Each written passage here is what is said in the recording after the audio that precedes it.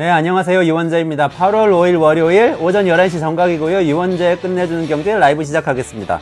세계 경제가 변곡점을 맞고 있어요. 금요일날 나스닥이 2.4% 하락했고요. 엄청나게 하락한 겁니다. 미국 실업률이 코로나 이후에 최고로 치솟았고요. 세계적인 투자회사 엘리엇 들어보셨죠? 네, AI 부문 거품이다. 이런 보고서 냈고요. 엔비디아는 신형 AI칩 블랙웰에 기술적 결함이 있다. 출시 늦춘다. 이런 기사가 나왔어요. 워렌 버핏의 버크셔 해서웨이 유명한 가치 투자자잖아요. 애플 주식 벌써 절반 팔았다. 그리고 회사 역사상 주식 가장 많이 팔고 현금 가장 많이 갖고 있다. 이런 얘기가 나왔고, 일본의 금리 인상, 미국 금리 인하 이거 겹쳐가지고 미국 경제 불황론이 순식간에 대세가 됐습니다. 그러더니 연준이 9월달에 금리 인하안에 만에 얘기하고 있었잖아요. 이제 B컷 0.5%포인트 이상 한꺼번에 내리는 거 해야 된다는 얘기가 갑자기 대세가 됐어요. 하루 만에. 그러니까 이게 세계 경제 반전 시간 맞는다 우리가 목요일 날 말씀 전해드렸는데 하루 만에 갑자기 그 시간에 왔습니다. 그 와중에 이스라엘하고 지금 이란하고 으르렁거리고 있죠. 레바논에서 전쟁이 일어날지도 모른다. 지금 각국 대사관에서 자기네 그 국민들 대피시키고 있습니다. 모든 이야기가 한 방향을 가리키고 있습니다. 셀 아메리카. 모두가 미국을 사야 될 것 같았는데 영원히 갈 것 같더니 갑자기 미국 경제 불황론이 지금 세계 경제를 위기로 몰아넣을지도 모른다 이런 얘기가 나오고 있습니다.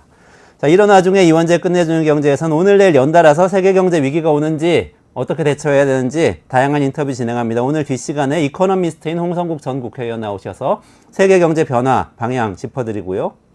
화요일 날 내일 이정환 대표 나오셔서 AI 거품론 근거가 뭔지 말씀드리고 홍춘욱 대표 또 내일 나오셔서 슈퍼엔저의 마지막 이 다가오고 있는데 이미 다가왔는데 이게 세계 경제 어떻게 뒤흔들지 분석합니다. 그리고 지금은 이런 와중에 우리 정치는 지금 무엇을 어떻게 하고 있는지 가장 즐겁고 가장 날카롭게 분석하는 시간, 정치가 경제다 시간으로 시작하고요.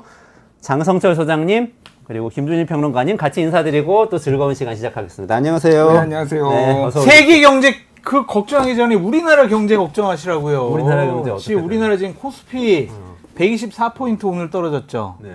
코스닥 37포인트 떨어졌어요. 그러니까요. 아니 이거 떨어진 게 문제가 뭐냐면 다른 나라는 올해 주가가 사상 최고로 갔는데 우리나라는 그 나라가 올라갈 때도 떨어졌거든요. 네. 근데 떨어지니까 더 많이 떨어져. 지금 더 문제는 뭐냐면 개인들이 물리고 있는 것 같아요. 지금 외국인이 코스피에서 9,300억 원어치를 팔고 있는데 지금 개인이 8,600억 원어치를 샀어요. 이거 내일 또 떨어지면은 개인들 완전히 이거 쪽박 차는 거예요. 물론 제가 여기에 동참을 했지만 아침에 아 이거 진짜 큰 문제다. 이거 세계 경제하기 전에 우리나라 경제 증시 이것도 좀 짚어주세요 제발. 그래서 지금 대통령께서 휴가를 가셔가지고 지역 전통시장에 들러서 어묵도 먹고 하면서 지금 경제를 살리겠다고 지금 하시는 거 아닙니까? 그래가지고 어묵 회사가 오늘 주가가 올랐구나. 어묵 회사 주가 올랐어요. 올랐구나. 어묵 회사만 다 떨어지는데 지금 AI 반도체 다 떨어지는데. 야 역시 살 거는 우리 전통시장밖에 없네. 아니 근데 이렇게 하면은 좀 경제 살아나요? 대통령 가서 좀 드시고 그러면 좀 많이 드셔야 될 것 같은데. 예전에 그 MB 때 대선 광고 기억나세요? 국밥. 국밥 많이. 국밥. 욕쟁이 할매가 국밥 많이 처먹고 경제나 살려라 그랬잖아요. 맞아. 예, 살렸나요? 모르겠습니다. 예. MB 때 그래도 경제는 괜찮았지. 나쁘진 않았어. 나는 MB를 높게 평가하는 게 글로벌 금융위기를 굉장히 우리나라가 빨리 극복을 했어요. 리스크 관리를 잘했다. 저는 인정, 4대강 같은 거는 하면 안 되는 뻔짓이었지만 그거는 인정을 하고요. MB 때는 저는 아주 나쁘진 않았다, 경제가. 근데 먹는 거랑 제가 말하는 거는 국밥을 아무리 처먹는다고 경제가 나아지지 않아. 우리나라 대통령인데 처는 아니, 그게 아니라 그 광고. 삭제, 편집. 그게 아니라 광고에 그렇게 나와요. 국밥 많이 처먹고 경제나 살려라, 이런 말이 나오잖아요. 제가 쓰는 게 아니라 국밥을 아무리 먹는다고 경제가 살아나지 않듯이 대통령이 아무리 가서 어묵과 떡볶이 재벌 총수들 다 불러 모아서 부산에 가서 떡볶이 먹었다고 경제가 살아납니까? 시달데기 없는 짓을 한다 지금.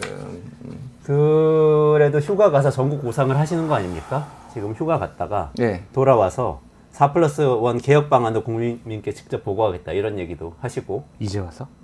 2년 지났는데 이제 와서 이걸 4+1 개혁을 지금 보고해요? 난 이거 자체가 말이 안 된다고 생각하는 사람이에요. 취임하면서부터 나 우리 4대 개혁 하겠다고 했잖아요. 근데 2년이 지났는데 이제 와서 국민들에게 보고하고 더 무책임한 게 뭔지 알아요? 정부 하나, 연금 개혁은 정부안도 안 내놨어요. 자, 국회에서 여야가 합의해가지고 안을 만들어가지고 논의해보자 이런 식으로 야당에 떠넘겼거든요. 언제부터 그렇게 야당을 존중했는지, 야당과 논의해보자고? 야당이 받겠어요? 안 받잖아요. 이거는요, 무책임하고 무능력한 거예요. 전문가들과 2년도 너무 늦었지. 좋아, 오케이. 지금이라도 한다니까, 오케이. 전문가들과 그동안 정말 토론을 많이 해가지고 제대로 된 연금 개혁안을 딱 만들어가지고 지금 국민의힘과 당정회의를 통해서 정부 안을 만드는 거예요. 그래서 딱 내놓고 야당 우리 이거 국민을 위해서 연금 개혁합시다. 동참해라. 이게 맞지. 니들이 좀 안을 만들어 보고 좀 합의 좀 해봐. 이게 맞냐고 이게. 난 좀 너무 화가 나요 지금 이게. 지금 4대 개혁이 교육, 노동, 연금, 의료 개혁 이렇게 4가지였고 지금 저출생까지 지금 플러스 1 해가지고 5가지를 보고하겠다고 그랬어요. 어떤 보통 방식으로 이제 보고가 됐어요? 4+1은 이제 박앤세일 할 때 많이 묶어줄 때 이렇게 하는데 뭘 팔려고 그러는지 약을 팔려고 그러는지 잘 모르시겠는데 오늘 제가 느낌이 장성철 소장님이 골수 좌파 같아요.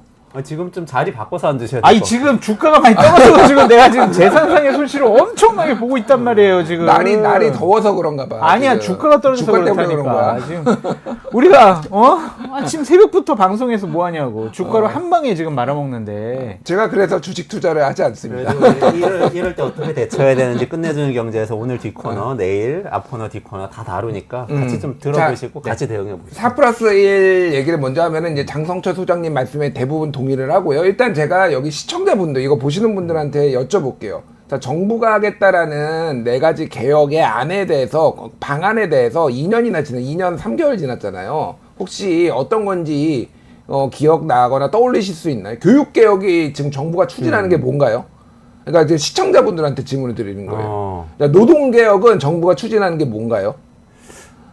아무것도 안 김문수 노동부 장관. 자, 의료개혁은 정부가 추진하는 게 있죠. 늘리는 거. 그리고 이제 뭐 여러 가지 방안이 있는데 일단 의료개혁은 안 되고 있어요. 제가 계속 얘기를 하지만은 저는 의사 숫자를 늘려야 된다라고 하고 의사들의 의료계의 직역 이기주의에 대해서 비판을 해왔던 사람입니다. 하지만은 말이 되냐고 한 번에 2,000명을 늘리는 게 3,500명인데 정원이 이게 감당할 수 없는 거를 해놓고 자기들이 지금 그냥 무조건 밀어붙이고 지금 내년에 의대생들 지금 다 유급되고 국가고 그 의사고시 보는 사람 지금 300명이래요. 350명, 3,000명 정원인데 큰일이에요, 진짜. 큰일이에요. 농담이 아니라. 그리고 지금 전문의들도 10% 이제 내년 하반기 뽑는데 아무도 지원 안 한다라는 거예요. 이거는 의사들도 저는 문제가 없다고 보지는 않습니다. 이건 집단적으로 저항을 하는 건데 어떤 정당한 저항권이라고 볼 수 있을 정도로 제가 보기엔 말이 안 되는 짓을 지금 의료개혁 이 정도로 해놨지 지금 망가뜨려 놓고 그래서 어떻게 할 거냐고 그래서 연금개혁 아까 잘 말씀하셨잖아요. 연금개혁은 정부가 일반적으로는 정부가 안을 내야 돼요. 그거를 가지고 논의를 해야 되는데 24가지 안을 낸 다음에 그중에서 니들이 한번 골라보세요 이렇게 좋게 떠넘겨가지고 특히 정부 여당 민주당에서 저번에 21대 국회에서 마지막에 냈잖아요. 민주당이 받겠다 올리는 그렇죠. 거 이재명 대표가 얘기를 했는데 그거 하반기로 넘기자 하고 얘기했던 게 국민의힘입니다. 정부 여당인데 지금 아무것도 안 해요. 그러면서 무슨 지금 연금개혁을 무슨 보고를 하겠다고. 제일 심각한 거는 노동개혁이에요. 노동개혁 기억나십니까? 노동개혁이 뭔지 화물차. 건설노조를 때려잡자 뭐 이런 거가 있었지만 그거는 개혁이 아니고 69시간이에요. 네. 우리가 생각나는 거는 69시간밖에 없습니다. 저는 친정부적인 사람이어서 69시간을 넘어서 주 100시간을 지금 하고 있어요. 노동 자체적으로. 정부의 방침에 부응하기 위해서. 그러니까 이것도 아무것도 내용이 뭔지를 몰라 일단은. 이게 대체적으로 얘기를 들어보면은 그냥 노조를 와해시키려는 그런 거예요. 내용들이 보면은 노조가 문제다. 노조만 이렇게 우리나라 노조가 너무 경직돼 있다. 노동 경직성이 너무 강하다. 고용 경직성이 강하다. 이런 얘기만 하고 있고 교육개혁은 수능 쉽게 내기. 이게 개혁인가요? 킬러 문항 없애기. 아니, 그 킬러 문항 없애기 그런 거잖아요. 내가 보기엔 없어. 아무것도 없어. 깡통이야. 더 문제는 뭐냐면은 지금 국민들한테 설명을 할 게 아니라 국회에 가서 설명을 해야 돼요. 상당수가 법과 관련된 거잖아요. 특히 저출생 과제 개혁 같은 경우에는 정부에서 이제 부처를 만들었잖아요. 근데 이거 저출생 무슨 부처죠? 그게 이름이 뭐야? 그러니까 저출생 부서 만들었잖아. 그러면은 정부조직보안법을 개편을 해야 되고 그러면은 야당의 동의를 구해야 돼요. 그렇죠. 자, 그리고 또 하나, 이거는 되게 중요한 문제인데 뭐냐면은 우리나라의 부처의 힘은 뭐 어디서 나오는지 아세요? 예산에서 나옵니다. 아시잖아요. 그렇죠. 그러니까 네. 우리나라가 위원회가 힘이 없고 부처가 힘이 강한 이유는 거기에서 경직성이기나 아니면 고정적으로 거기에 할당이 되는 거예요. 자, 그러면은 저출생 기획부가 힘을 가지려면은 예산을 배정을 해야 되잖아요. 그러면은 기존에 있는 부처 거를 땡겨와야 돼요. 새롭게 뭐를 하는 게 아니라. 어떤 걸 어디서 땡겨오죠? 어느 부처 거를 땡겨오죠?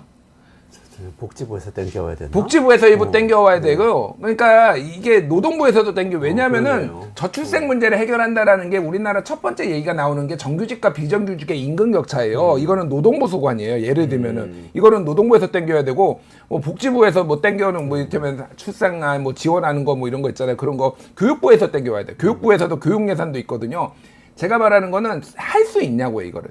국방부에서 땡겨오면 됩니다. 아니, 제가 말하는 건 뭐냐면 그 부처에서 이거는 본인들의 힘이 축소되는 거기 때문에 내놓지를 않아요. 국방부 성교육 이거 예산을 다 떼가지고 저출산 성인지 예산은 형님, 아니 죄송합니다, 소장님, 그거는 그 예산이 없어요. 그거 부풀려진 거예요. 그건 하여간 그거는 성인지 예산은 뭐 전혀 사실이 아니고 중요한 거는 이거를 만들지도 못하지만 만든다고 해도 완전히 껍데기 부처가 되는 거예요. 실제. 그래서 대통령께서 전국 구상을 하신다는 거 아닙니까? 그러한 문제점, 부작용 다 검토해가지고 휴가 끝나면 국민에게 보고하겠다고 하니까 그거 보고 지켜보고 좀 비판하시죠. 아니 방금 전까지 엄청 비판하다가 갑자기 라고 대통령실에서 계속 얘기하고 있잖아요. 저는 무능력하다고 생각해요. 정치적으로 의미가 있어 어때요? 그냥 내용적으로 의미요? 그렇게 보고를 한 다음에 예를 들면 실행을 하기 위한 어떤 과정으로 보고를 하는 거죠. 앵커님, 대통령이 보고를 할 그 때. 좋은 안이 있고 뭐 실현 가능성 있는 안이 있었으면 2년 동안 질질 끌었겠냐고요. 이게 국민을 속이는 행위다라고 볼 수밖에 그럼 없죠. 이 마당에 실제로는 저출생 관련해서 아이디어 내라니까 그 정부에 있는 사람들이 무슨 아이디어 냈냐면은 5시에 퇴근시키자. 아이들을 집에 9시까지 들여보내지 말자. 뭐 이런 얘기도 나눴대요. 한심한 9시까지. 사람들이죠. 그게 저거죠? 뭐 학교에 더 잡아놓자 이 이야기인 것 같아요. 아유, 그래가지고 내가 진짜 이거 참 이 무능력한 정부를 비판할 건덕지도 없어요. 그러면 저번에 여자 아이들을 빨리 입학시키자 그것도 얘기 나왔잖아요. 그렇죠. 남녀의 그 성장 속도가 그 육체적 정신적 성장 속도가 빠르기 때문에 빨리 입학시켜가지고 빨리 졸업시키고 빨리 결혼하게 하자. 조세재정연구원. 예, 조세재정연구원에서 그 연구원이 개인 의견으로. 근데 그러면 이렇게 되면은 일단은 4+1이든 4대 개혁이든 간에 원래 윤 정부가 처음에 내세웠던 집권의 의미 여기서 찾았던 거잖아요. 그거는 이제 임기 내에는 안 된다 이렇게 봐야 되는 건가요? 그 정도까지 생각해야 되는 거예요? 지금까지 하는 행태들을 보면 가능성이 없다라고 봐야죠. 왜냐면은 지금까지 4+1 개혁과 관련해서 2년이 지났는데도 이제 와서 구상을 국민들께 보고하겠다. 무능력하잖아요. 그리고 이건 법안을 고치는 문제란 말이에요. 근데 야당을 인정 안 하고 있어요. 그럼 야당이 이거 협조 안 할 거 아니에요. 자기네 안도 없고 야당이 협조도 안 받고 뭘로 그러면 이걸 개혁을 해야 하냐고요. 그냥 외침으로 해요. 개혁. 저출생 극복해야 됩니다. 캠페인으로 개혁을 하냐고요. 말이 안 되는 거예요. 그래서 저는 별로 기대를 갖고 있지 않습니다. 의지 자체가 없다. 네.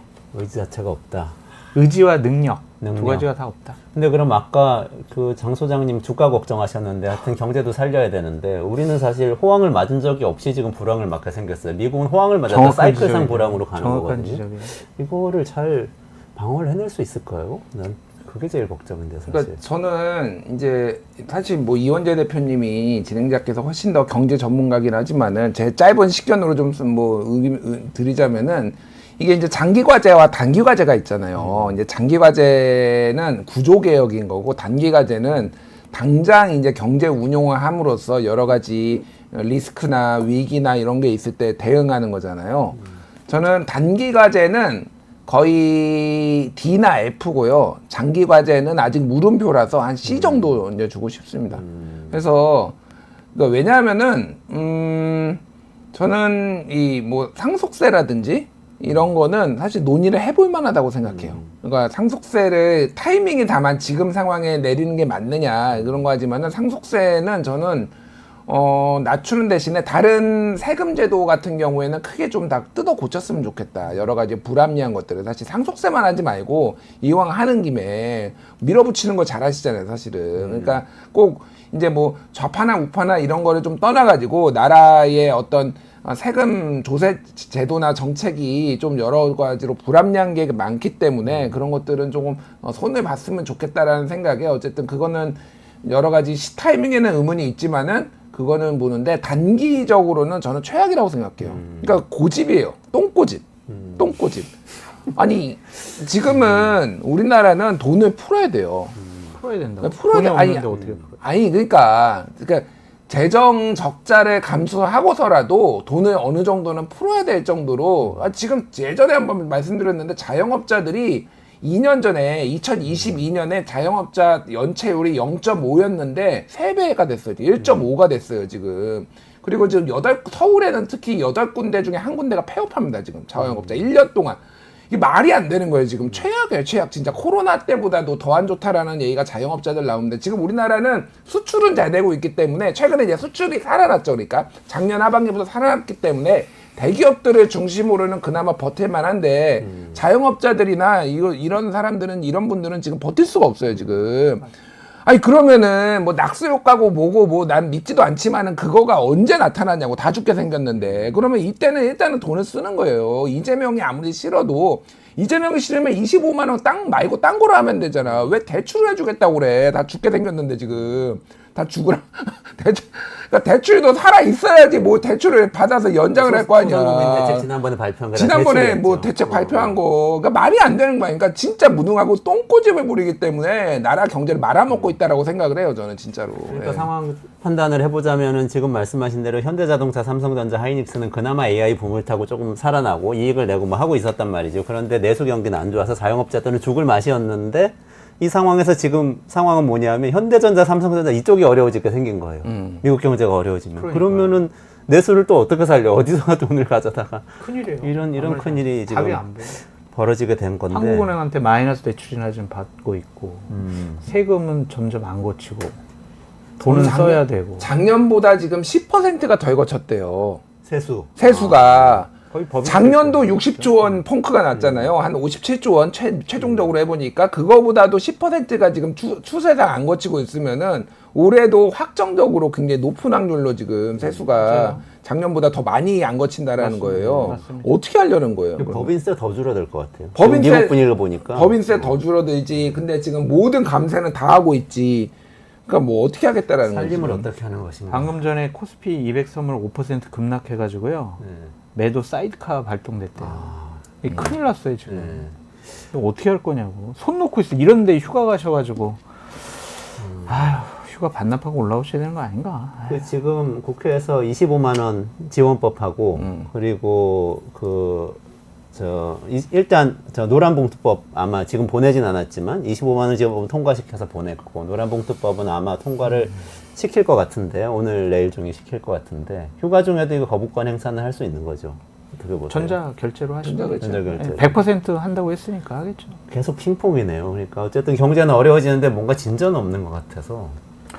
그러니까 이렇게 일방적으로 국정 운영을 하면 과연 지지율이 올라가고 나라의 경제가 살아날 수 있을까 그런 생각이 드는데 국정의 기조와 노선을 바꿀 생각은 전혀 없고 오히려 더 강화하는 것 같습니다.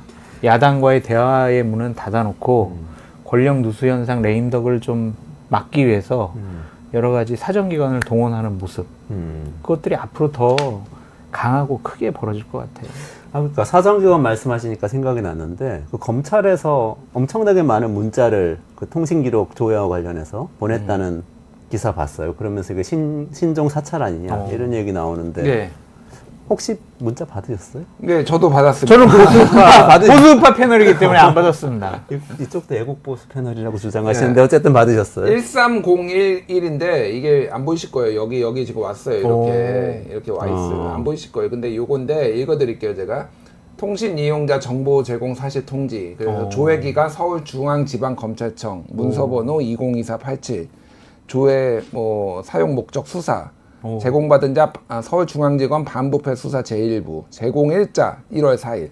이게 좀 문제가 심각해요. 제가 보기엔 문제가 심각한 게 뭐냐면은 일단은 저는 몇 명이 지금 이게 조회를 받았는지는 모르겠으나 지금 굉장히 많은 사람들이 예를 들면은 이재명 대표, 추미애 의원, 그리고 김병기 의원, 이거 확인된 거, 그리고 임은정 검사도, 검사인데 임은정 검사도 지금 통신 조회됐고요. 그리고 여기에 지금 뉴스타파, 미디어 오늘, 고발뉴스, 언론노조, 한겨레, EBS, 미디어스, 그러니까 언론 전문지, 그리고 민생경제연구소, 고발뉴스, 그러니까 고발뉴스 2번 들어갔네. 자유언론실천재단, 뉴스버스, 뭐 이런 데가 받은 거예요. 나는 왜 들어간 거야 도대체? 나는 그냥 한 거야? 이게 의미가 뭐예요? 누구를 지금 통신조회를 한 거죠? 이게 뭐냐면은 김만배랑 신앙님이랑 대선 전에 그 윤석열 대통령 명예훼손 지금 수사 벌이고 있잖아요. 그때 이제 얘들이 쉽게 얘기를 하면 얘들이 짜고 윤석열을 낙선시킬 목적으로 뭐 커피 뭐 조우영이 오니까 뭐 야 커피 타줬다 뭐 이런 얘기 이거다 허위다 뭐 이런 식으로 이제 수사를 하고 있잖아요. 물론 오케이 그거 뭐 허위든 뭐든 수사할 수 있는데 검찰의 그림이 뭐냐면은 쉽게 얘기를 하면은 얘들만 한 게 아니라 범진보 진영이 다 짜고 했다라는 거예요, 이거를. 그러니까 조질놈들이 누가 있는지를 지금 찾고 있는 과정이에요, 지금. 더 수사를 확대하겠다라는 거예요, 그러니까. 근데 이게 너무 광범위해요, 그러니까. 이런 식으로 만약에 통신 수사를 하면은 자, 공수처 보십시오, 그러면 지금 최상병 사건 특검과 관련해서 법원에서 영장 다 기각하잖아요. 한 3,000명 해야지 그러면은. 아니 김건희도 하고 윤석열도 하고 뭐 저기 뭐 김용현도 하고 뭐 이상민 행안부 장관도 하고 다 해야지 그러면은. 안 그래요? 이런 이게 말이 되냐고 이게. 그러니까 정확하게 필요한 사람만 해야 되는 거 아니에요, 그러니까. 그 문자 올 때 왜 조회하는지는 안 와요? 왜는 안 나와요. 왜는 안 나오는데 왜냐면은 반부패 수사일부가 하는 게 뻔하니까. 얘네가 지금 수사 중인 게 서울중앙지검에서 하는 게 뻔하니까 딱 특정되는 거잖아요. 그러니까 이게 뭐 3,000명이나 숫자는 어디서 나왔냐면은 항의 전화를 이제 몇 명이서 한 거예요. 이게 도대체 뭐냐라고 하니까 야 이거 당신 말고도 한 3,000명 했어 이렇게 검찰이 얘기했다라는 거예요. 그래서 확인된 숫자는 아니지만은 최대 3,000명까지도 지금 한꺼번에 했다 이거를. 왠지 그 문자 받으면 인싸고 못 받으면 아싸인 것 같은 생각이 드는 3,000명들이 괜히 불안하네요. 왜요? 나는 왜 안 왔지 연락이? 난 바로 구속 아닌가? 그런 조회할 필요도 없이 혐의가 너무 짙어가지고. 아니 설마요. 그런 거 아닌가? 아니 근데 진짜 어쨌든 경제가 이렇게 어렵고 대응을 해야 되는데 어쨌든 뭐 이런 사찰에 가까운 듯한 또 수사에 너무 집중을 하는 것 같아서 마음이 아픈데 또 이제 저 지난번에 김준일 평론가님이 그 경로 영상 있잖아요. 나와가지고 왜 검사들이 이렇게 휴대폰 이렇게 내고 김건희 여사 수사하러 가는 겁니까 하고 경로한 영상이 지금 끝내주는 경제사상 최대 조회수를 찍었거든요. 예. 쇼츠로 만들었더니. 근데 그거 보고 내가 생각이 난 건데 어떤 수사는 이렇게 엄청 열심히 해요.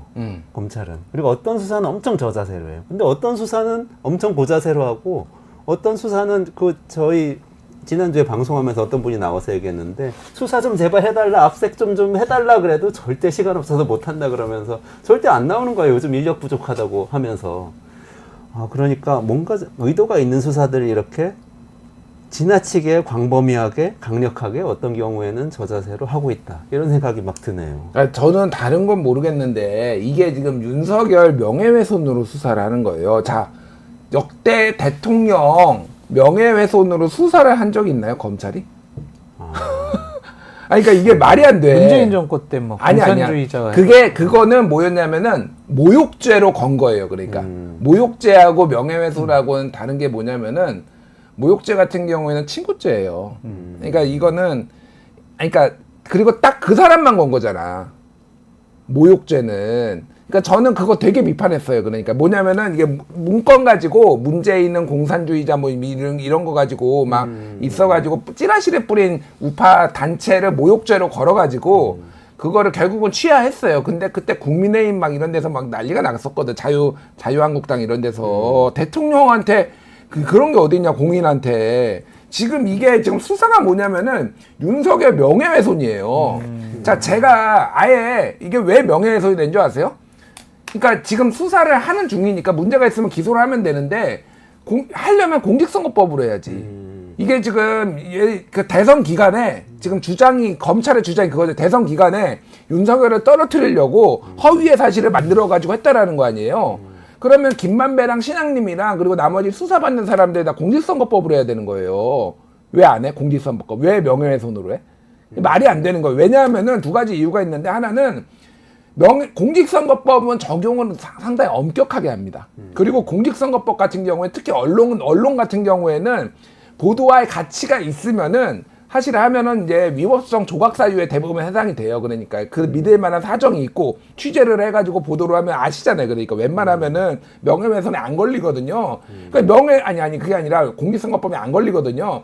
그러니까 그냥 애매하니까 명예훼손으로 지금 걸어버리는 거니까 말이 되냐고. 그런데 대통령 명예훼손 언론 보도했다고 대통령 명예훼손이라는 게 어딨어요 세상에. 그렇죠.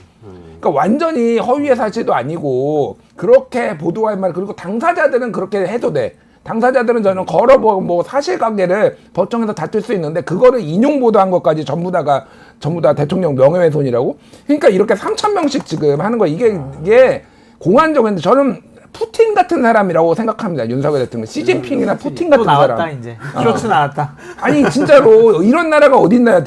역대 어느 대통령도 대통령 본인의 명예훼손으로 검찰이 이렇게 수천 명씩 통신 조회하고 그렇지 않습니다. 이 와중에 그래도 보수 우파 의견을 한번 들어봐야 되겠습니다. 아니 잘못됐죠. 대통령이 대선 후보 과정에서는 뭐 SNL 나와가지고 뭐 풍자, 뭐 조롱, 희화화 이런 것들 다 권리라고 얘기했잖아요. 근데 그런 걸 갖고 또 명예훼손을 건다는 것 자체가 또 다른 형태의 입틀막이 아니냐 그렇게 볼 수밖에 없죠. 그러니까 대통령의 권위는 존중되어야 하지만 그 권위가 검찰의 공권력을 통해서 국민들이 인정하는 건 아니잖아요. 그러니까 정치 잘하시고 야당 잘 대우하시고 국정 운영 잘하시고 경제 살리고 하면 누가 대통령을 막 이렇게 희롱하고 뭐 비하하겠습니까? 자꾸 공권력을 김건희 여사나 가족들을 보호하는데 이용하고 사용한다. 사적으로 남용하고 있다. 그러한 생각과 인식을 국민들이 갖고 있으니까 대통령에 대해서 우리가 비판을 할 수밖에 없는 상황이잖아요. 그걸 뭘 막는다고 그게 막아지겠습니까? 지금 21세기 대한민국에. 제가 말씀 듣고 보니까 뭔가 일종의 좀 잘못된 정면 돌파 전략 같은 게 나오는 거 아닌가 하는 생각도 드는데 더 강하게 한대요. 그러니까 지금 분위기가. 김문수 노동부 장관 임명하고 이진숙 위원장은 버티기 들어갔잖아요. 탄핵해도 뭐 직무정지돼도 이제 계속 가겠다는 건데 이렇게 하면서 본인은 국회하고 얘기 안 하고 대국민 직접 보고하면서 한편으로는 이렇게 수사망을 막 넓히고 이게 좀 불길한데요. 인사와 관련해서는 더 좀 의학하는 인사가 있죠. 어떤 게 있어요? 원희룡 전 장관에게 국무총리직을 제안했다. 아 그래요? 그래서 원희룡 장관이 이제 고민 중이다. 뭐 그러한 얘기도 좀 들리더라고요. 그러니까 그게 좋았어. 나랑 같이 호흡 맞추고 내 말 잘 듣고 내 입장 대변하는 사람들에게 공직자라는 자리를 줘야 되겠어 라고 생각하는 건지, 아니면은 정말 유능하고 좋은 사람, 훌륭한 사람을 국무총리나 장관으로 좀 영입을 하려고 했는데 그분들이 이진숙 방통위원장 후보자 방통위원장 뭐 인사청문회 하는 거 보니까 와 이건 정말 내 인생이 완전히 파탄 나겠구나. 아우 나 이거 장관이나 청문회 하는 자리는 안 갈래 이렇게 생각하는 건지 알 수는 없지만 사람을 못 구해서 그럴 수도 있다. 네, 저는 이제 후자 같아요. 사람은 안 할 것 같아요. 이런 상황 하에서는. 그래서 저는 인재난도 상당히 좀 문제가 되지 않을까라는 좀 생각이 들고, 돌려막기 하고 있잖아요. 지금 총선에서 떨어졌던 사람들 지금 뭐 장관직이나 아니면 대통령실로 거의 다 세팅 다 했거든요. 그게 뭐겠어요. 그냥 내 사람들과 함께 편하게 정치하겠다라는 거 아니겠어요? 그게 맞느냐? 저는 남은 3년이 훨씬 더 암울하다. 그렇게 말씀드려요. 보통 임기 말에 그런 현상이 벌어지지 않나요? 임기 말에 사람 장관시키기 굉장히 어렵고, 왜냐면 힘이 없으니까 안 오려고 하고, 뭐 청와대도 안 오려고 하고, 그래서 이제 자기 사람들 쓰고 이런 현상이 많이 있었는데, 지금 아직 3년이나 남았는데 큰일이네요. 그리고 대통령실 분위기도 뭔가 이렇게 좀 역동적으로 뭔가를 해보자라는 게 아니라, 괜히 내가 뭘 건의했다가는 이거 찍히겠다. 그래서 조언. 그래서 그냥 위에서 단어를 쓰면 안 되는 건가? 위에서 뭐 시키는 일만 하지 뭐 이러한 모습들만 나타나고 있다고 하더라고요. 그래서 지금 큰일 났어요. 그 가장 핵심적인 컨트롤 타워인 대통령실이 저렇게 움직이지 않는다. 뭐는 강하게 하냐면 공직자들 너희들 뭐 잘 안 움직여? 어디 야당에 정보 주는 거 아니야? 이런 쪽에 사정만 강화하는 거예요. 그래서 공직기관 확립 이런 것들을 연초에 또 강조했잖아요. 그래서 이상해요. 지금 국정 운영하는 방식과 행태가 이상하지. 걱정스러워요. 그 와중에 지금 또 이게 큰 사건인지 아닌지 정확히 판단 안 되는데 김준일 평론가니까 한번 여쭤보고 싶은 게 있었어요. 공수처에서 세관 마약 밀반입 연루 수사 외압 의혹 사건 뭐 이 얘기가 나왔는데 이것도 김건희 여사하고 관련이 직간접적으로 있을 수 있다 이런 얘기잖아요. 그러니까 뭐 직접적으로 아직 있는지 여부는 모르겠으나 그러니까 짧게 요약해서 말씀드리면은 윤석열 정부에서 가장 중점적으로 지시한 것 중에 하나가 마약과의 전쟁이잖아요. 그때 한동훈 법무부 장관이 뭐 열심히 진두지휘했고 그리고 뭐 기억하실지 모르겠지만은 이제 뭐 약간 너무 과잉 해석이다라고 했지만은 그때 이태원 참사 때 마약 잡겠다고 마약 수사 이제 경찰은 많이 투입을 하고 경비는 제대로 투입을 안 해가지고 이게 또 뭐 논란도 되기도 했잖아요. 그 정도로 이제 중점적으로 사실은 이 정부가 했던 거란 말이에요. 그래서 경찰이 정부가 시키면 열심히 해야죠.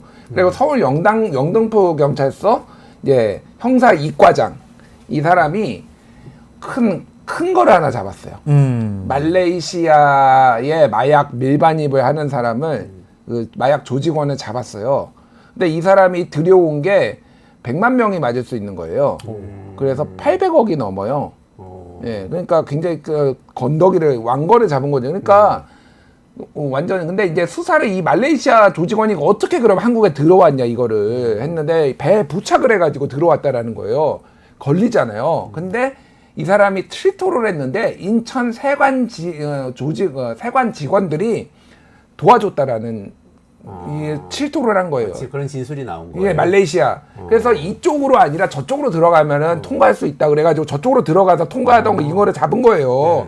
증거가 너무 명확하잖아. 수사를 해야 돼, 안 해야 돼? 해야죠, 당연히. 그래서 그 세관에 누가 내통. 그래가지고 일단은 이거 잡았습니다라고 영등포 경찰서장한테 보고하니까 아 역시 열심히 하시더니 좋은 성과가 났네요라고 이렇게 얘기했고 영등포 경찰서장이 또 서울청장한테 보고하고 서울청의 형사과장인가 보고하고 경찰청장한테도 보고했어요. 경찰청장이 얼마나 좋아했겠어.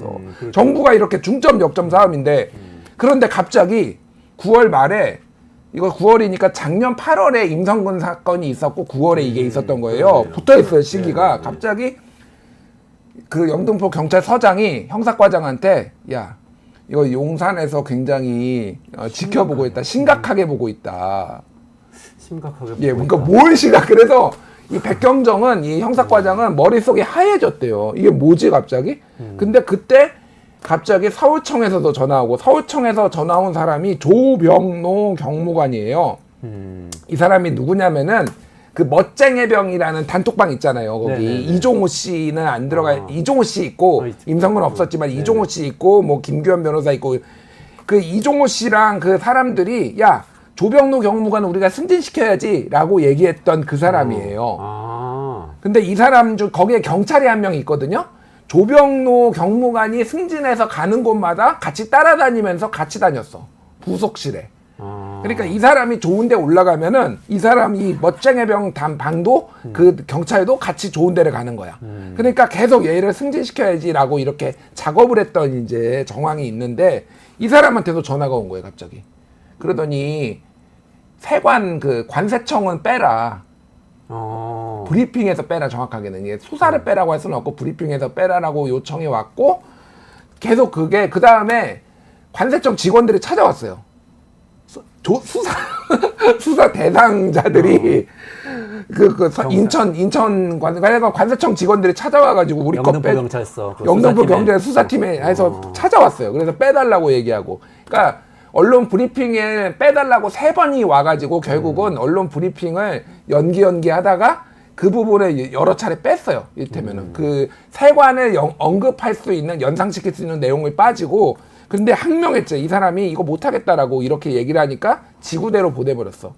그러니까 좌천시켜버렸어. 저기 파출소장으로 보내버린 거니까 경정을. 그러니까 사실 경위급이 하거든요. 경정은 그거보다 위에요. 그러니까 경정은 이제 보내버렸어. 뭐 이런 상황이에요. 자, 그러니까 이게 왜 최상병 사건이랑 굉장히 비슷하냐면은 공통점이 한 4-5개가 있어요. 자, 정부에서 열심히 하라고 했어. 마약 수사 열심히 하라고 하고 대통령이 최상병 수관도 함전 무용 없이 열심히 하라고 그랬어. 그래가지고 열심히 했어. 그 다음에 보고를 하니까 이종석 국방부 장관도 잘했다고 칭찬하고 여기에서도 경찰청장부터 해가지고 다 칭찬했어. 근데 갑자기 전화가 와. 외압이 와. 외압이 오는데 그게 이 당사자, 수사를 한 당사자들은 다 좌천되거나 징계먹거든. 일종 항명죄로 징계먹고 이 사람도 지금 지구대로 좌천돼 버렸어. 그런데 여기에 뭐가 있냐면은 다 김건희의 그림자가 어린 거래요, 지금. 왜냐하면은 여기도 확실하진 않지만은 이종호라는 사람이 내가 그 얘기 들었는데 하면서 그 단톡방에서 얘기 나왔잖아요. 그 얘기 나와서 이제 김건희를 통해서 추정인데 이렇게 로비를 들어간 거 아니냐 지금. 네네, 그 그랬죠. 내용이 네. 있잖아요. 네. 이것도 마찬가지예요 지금. 직접 그 이름 이종호라는 이름 안 나왔지만 조병로가 왜 갑자기 나와? 그러니까 제가 제일 이해가 안 되는 거는 용산에서 왜 마약 사범을 옹호를 하지? 그러게요. 아니, 그러니까 이런 어떻게 된 거잖아요. 거죠? 정권에서 예를 들어 문재인 정부 때 유재수 감찰 무마 이게 이제 조국 대표가 조국 당시 민정수석이 이거 감찰을 무마했다라고 해서 징역 2심에서 그 입시비리랑 합쳐가지고 징역 2년이 지금 받은 거거든요. 2개예요. 입시비리랑 유재수 감찰 무마. 유재수는 민주당원이야. 그래가지고 예전에 나중에 부산시 당원인지 아닌지 확실치 않은데 부산시 경제부지장까지 했어요. 근데 골프 접대를 군감원 때 받아가지고 자기가 감찰을 받으니까 살려달라고 그래가지고 민정수석실에 민정비서 백원우 민정비서관 등등 통해가지고 이렇게 하니까 그 감찰이 무마가 됐단 말이야. 그거는 자기 사람을 챙기는 거잖아요. 그러니까 직관 그 오류코 그렇죠. 그룹을 떠나서 네네네. 이게 이해가 가는데 근데 마약 조직은 왜 챙겨요? 그러니까 마약 조직을 그래서 별 흉흉한 소문이 다 돌아요. 야, 마약까지 들여오는 거야 정권에서 막 이런 얘기까지 진짜. 그러니까 임성근 사단장 구하기 뭐 이런 거는 왜 구하는지는 알겠는데. 임성근도 잘 이해가 안 되는데 임성근은 그냥 그래도- 어떻게라도 이해를 해보려면 해볼 수도 있어요. 네. 근데 마약 사범은 왜? 어떻게 된 걸까요? 그러니까 관세청에서 뭐 로비가 들어갔다는 얘기가 있어요. 그래서 관세청에서. 근데 관세청에서 그러면 이런 식으로 하면은 우리나라에는 어떤 공무원도 처벌받지 않아요. 이런 식으로 하면은. 아니 이게 말이 되냐고 이게 그러니까. 이거는 그래서 특검은 갈 거다. 제가 보기엔. 이것도 특검거리다. 예. 용산이 들어가는 순간 특검이 되는 거죠. 그러니까. 장 소장님 이 사건 보셨어요? 들어보시니까 아, 어떠세요? 들었죠. 근데 금요일 날 제가 어떤 지인을 만나가지고 대단히 흉흉한 소문을 들었어요. 근데 그거는 참 뭐 누구나 그냥 그러지 않았을까? 막 그러한 생각에 좀 구체적인 내용을 좀 누가 전해주더라고요. 근데 그거는 좀 사실과 확인이 필요한 것 같고 시스템이 망가지고 있는 거죠. 한마디로 지금. 그래서 저는 윤석열 정권이 가장 큰 잘못 중에 하나가 이 국가의 시스템을 망가뜨리고 있다. 군대, 그리고 이런 조직, 경찰. 이 국가를 지탱하는 중요한 공권력이잖아요. 검찰도 그런 것 같아요. 검찰도 그렇죠. 근데 경찰과 이 군대와 경찰 여기에서 제대로 뭔가를 해보려고 했던 사람들을 저런 식으로 취급을 한다. 그럼 누가 일을 하겠냐고. 그러네요. 그분들이야말로 진짜 애국 보수일 수도 있는데. 그분들이 그렇죠. 진짜 애국자들이죠. 근데 저런 식의 이해 못할 일이 벌어졌다라는 것은 우리가 그냥 생각하고 상상하는 그분이 연루돼 있지 않나? 막 그런 생각을 하게 되는 거죠. 김건희 여사를 말씀하시는 아니 저는 거죠? 그렇게 말씀 안 드렸고 또 이세요 누구세요? 김건희 맞구만. 그래서 참 걱정스러워요. 정말 이 시스템이 망가지는 거. 참 큰일 났습니다. 한마디로. 이 정부의 그 장성철 소장님도 이렇게 조심하게 할 정도로 금기어가 3가지가 있어요. 건의, 네. 건의, 유지, 줄리 이렇게 3가지 금기어가 있습니다. 이 정권. 유지 중. 예, 건의, 유지도 저 지금 쓰면 안 화면 돼. 좀 빼주세요. 지금 화면 좀. 날 씁쓸합니다. 씁쓸하고요. 같이 잡아주세요. 저랑 같이. 네, 나 혼자 그래도- 갈 순 없지. 나 안경 벗었어. 그래도 통신조회 안 당하셨잖아요, 장 소장님은. 저는 평론가. 저는 바로 검찰에서 불러가지고요. 바로 구속이지. 장성철은 바로 구속이야. 통신조회를 안 해도 되는 것 같아요. 아 좋습니다. 오늘 말씀 듣고 나니까 근데 씁쓸해요. 예, 씁쓸한 게 아니라 지금 큰일 우리 났다. 지금 증신 사이드카 발동하고 네. 경제는 위기가 내일 몰지 모레 올지 지금 일촉즉발인데 근데 대통령 휴가가 계시고 휴가가 계시고 이게 말이 되나 이게? 아유. 뭔가 이렇게 수사하는 외압으로 무마됐다 이런 얘기는 잔뜩 들리는데 정작 수사받을 사람 아닌 사람들이 문자 잔뜩 받아가지고 통신 조회됐다는 얘기를 듣고 특히 언론인들 좀 걱정입니다. 이원재 앵커님이 정리를 참 잘해주셨네요. 마지막 하나 우리가 긍정적으로 희망스러운 대한민국이라고 생각할 수 있는 거는 올림픽밖에 없구나.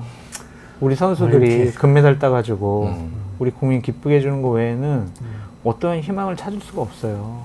너무나 한탄스럽고 정말 처참해요. 어린 선수들이 너무 잘해서 기분이 좋던데. 아, 너무 기뻐요. 정치권, 눈물 날 정치권도 정도. 한번 세대를 확 한번 바꿔서. 이준석, 천하람, 김재석, 화이팅! 아니 왜 다 우파예요? 그럼 민주당에 좀 누구 있어요? 끼워주세요. 민주당 누구 있어요? 얘기해. 많이 민주당의 장경태? 장경태도 화이팅! 네. 약하지만 화이팅 하시고. 예, 네. 근데 아니 아닙니다. 뭐. 좋습니다. 그럼 다음번에는 더 젊은 좌파 정신 좀 발굴해 오세요. 김길성 의원님 오늘 완전히 밀렸습니다. 네, 그러면 오늘 정치가 경제가 여기까지 진행하고요.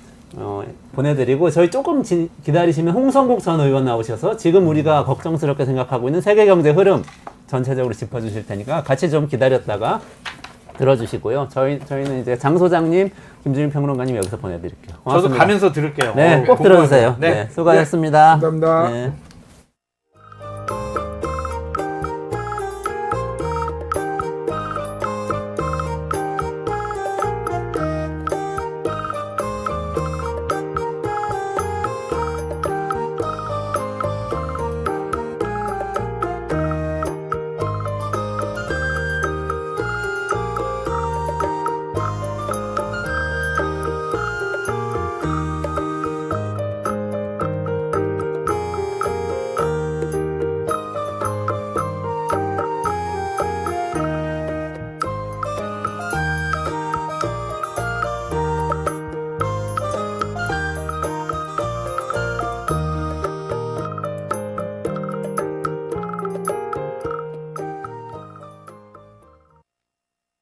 조선일보의 스탠스가 바뀌고 있는 것 같은 느낌이 듭니다. 국민의힘이 한동훈 후보로 내면 이재명이 대통령이 된다. 또 민주당에서 이재명이 아닌 다른 사람이 나오면 국민의힘에서 누가 나와도 안 될 것이다. 그만큼 지금 국민의힘이 취약하다. 한동훈을 내세워서는 도저히 이길 수가 없다라는 걸 한국의 가장 보수적인 신문 조선일보의 심지어 주필이 그렇게 얘기를 할 정도입니다. 보수 언론에서도 깊은 빡침과 실망과 분노와 좌절이 계속되고 있는데 조선일보가 정말 말을 갈아타는 게 아니냐라는 관측이 나오고요. 한동훈 이제 당대표가 지난 1월에 국민의 눈높이에 맞춰야 된다라고 했었죠. 한동훈에게도 권력자와 맞서는 지인의 이미지를 만들었고 서사를 만들었고, 그런데 안타깝게도 국민들이 또 한 번의 검사 대통령을 원할 것인가, 그렇지 않을 거다라는 관측이 많죠. 양상훈 주필이 이런 말을 했어요. 검사 시절에 양승태 대법원장을 사법농단 사건을 맡아가지고 트럭 기소라고 할 만큼 47가지 혐의를 기소를 했는데 다 무죄가 났습니다. 검사로서도 실력이 좀 떨어진다. 한동훈 특유의 깐깐하게 물고 늘어지는 스타일이 국민들이 볼 때 한참 이제 똑똑하다는 느낌을 줬는데 그런 이미지도 많이 좀 꺾여 있는 상태다라는 거죠. 강직한 검사 이미지는 이미 윤석열이 다 소모해버린 상태고요. 쉽지 않을 거다.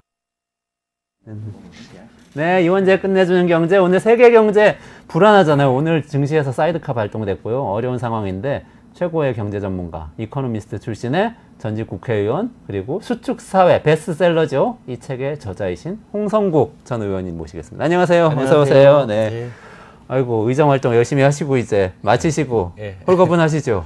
꼭 그렇진 않네요. 아, 그래요? 오늘 시장을 보니까 상당히 무겁고요. 세상이 변화하고 있는 걸 또 한 번 느끼면서 미리 더 많이 좀 예고를 했어야 되는데 못했다는 뭐 이런 또 생각도 들고, 하여간 오늘은 굉장히 찹찹한 날인 것 같습니다. 네. 네. 오늘은 이렇게 변화하는 외부 환경이 많은데 네. 그거 조금 짚어주시고, 그 다음에 우리나라 지금 정부가 잘하고 있는지 어떻게 해야 되는지 이 부분도 좀 뒤쪽에 네, 집중적으로 그렇죠. 여쭤보겠습니다. 네, 네. 30분 정도 진행할 거고요. 미국 연준이 이제 9월 금리 인하 안 하면 안 되는 상황이 된 것 같아요. 네, 갑자기 막 그렇습니다. 테크 주식 다 폭락하고 이제 갑자기 실업률 오르고 이런 상황이 됐는데요. 이거 지금 미국 경제 불황으로 가고 있는 거라고 봐야 될까요? 어떻게 봐야 될까요? 그거는 이제 아직 그 얘기를 논하기는 좀 어렵고요. 우리가 좀 우리 사회에서 경제를 바라보는, 세계 경제를 바라보고 한국 경제를 바라보는 이 담론에서 시각이 너무 좁아요. 제가 오늘 그 얘기부터 먼저 하고 싶은 게요. 우리가 지금 까먹었는데 4년 전에 우리 뭐 하고 있었죠? 4년 전. 4년 전이면 코로나 네, 대응하고 그렇죠. 있었죠. 네. 이 코로나는 역사상 가장 중대한 온 인류가 다 같이 생존의 위협을 느꼈던 그러한 사건이었지 않습니까? 그래서 그 당시에 뭘 했냐면은 엄청난 진통제를 놨어요. 세계 경제. 진통제가 뭐냐? 역사상, 네. 지구 역사상 금리를 가장 낮게 가져갔죠. 아. 우리나라도 정기예금이 0.5까지 갔던 그 기억나세요? 아, 이제 기억이 가물가물합니다. 그러시면 안 되는 거예요. 그 금리가 또 마이너스인 나라가 일본, 스위스, 독일, 덴마크, 스웨덴 이런 나라들 금리가 마이너스 간다는 게 우리가 상상이 할 수 없는 일 했죠. 금리. 그 다음에 양적 완화라고 해서 돈을 엄청나게 풀었는데 네. 그 돈을 얼마를 풀었었냐면 최고치 대비라는 2021년 보면은 약 35조 달러야. 35조 달러면 1,400을 곱해야 되는 거 아닐까요? 예, 그러면 한 4경도 넘는 거죠. 아휴, 그 돈이 풀려서 지금도 한 27조 달러 정도 한 3경 이상 풀려 있습니다. 네. 그때 그렇게 풀었고 그 다음에 어느 나라나 돈을 국가 재정을 투여해갖고 엄청나게 경기 부양을 하려고 했죠.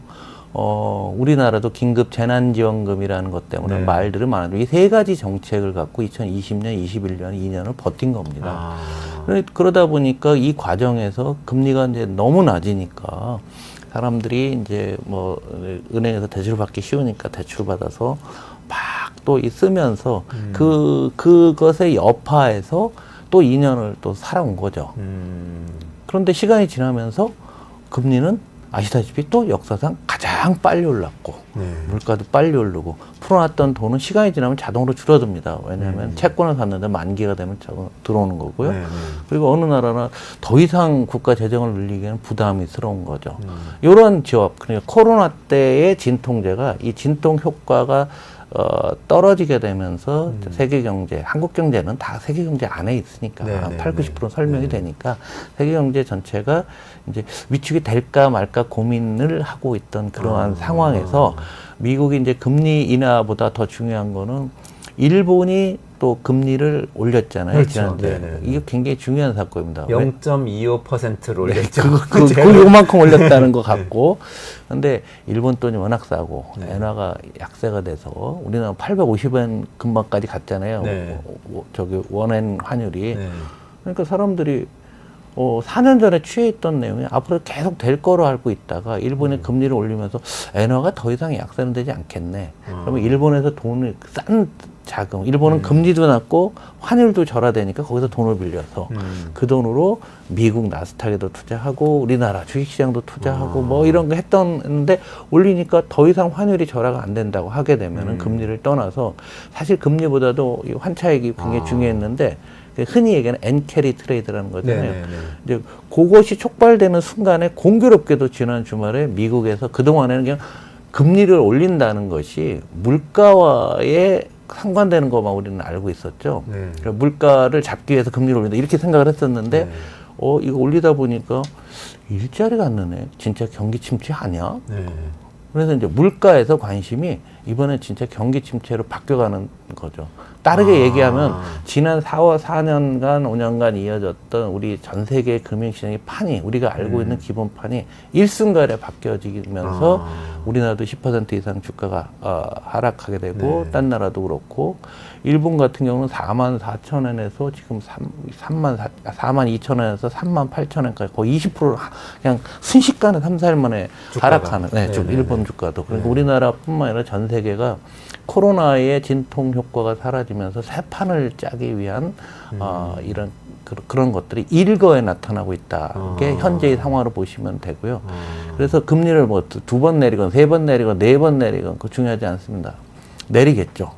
우리가 뭐 언론은 그런 데 관심을 두지만 그것보다 더 중요한 것은 우리가 지난 4년간 엉클어졌던 글로벌 자금 시장이 제자리를 잡아가기 위해서 시간이 얼마 걸릴까? 그럼 많은 전 세계 헤지펀드라든가 이런 사람들이 자기 돈만 갖고 하는 게 아니잖아요. 대출을 받아서 뭔가 투자 이런 모든 포지션이 어긋난 거죠. 또 우리나라에 또 놓고 보면 신용으로 투자하셨던 분들이 네. 지금 주가 하락이 유독 더 큰 이유 중에 하나는 신용이 아마 그 신용 담보 유지 비율이 하락할 정도로 주가가 하락하게 되니까 자동 반대 매매가 나올지 모르는 이런 위험한 상황들이 나왔기 때문에 지금 어수선한 상태는 상당 기간 좀 지속될 것 같습니다. 그렇군요. 그 일본에서 금리 올린 게 결국은 엔화 가치에 영향을 주면서 이게 일파만파네요. 네, 그렇죠. 일본에서 사실상 공짜로 돈을 빌려다가 엔화 가치가 워낙 떨어져 있으니까 그러니까. 우리 돈으로 바꾸면 되게 많아지잖아요. 그게. 더 떨어질 것도 예상이 돼요. 더 떨어진 것도 예상하고. 네.